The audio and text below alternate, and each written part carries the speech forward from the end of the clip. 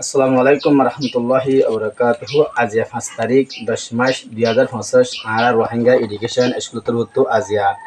মসজিদ মাঝে কিলতাসি মসজিদ নামলে বাইতুল উসমান হুজুর নামলে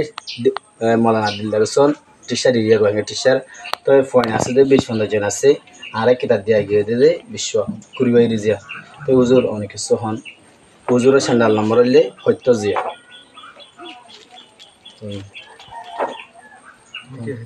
সালাম দিল হইবা রোহিঙ্গা এডুকেশন স্কুলের তরফ আরে বিশ্ব কিতাব দেয়া গিয়ে আর কি তাহলে পয়না বিশ্ব জন আছে আর কিতাব লাগে না আর কিতাব লাগব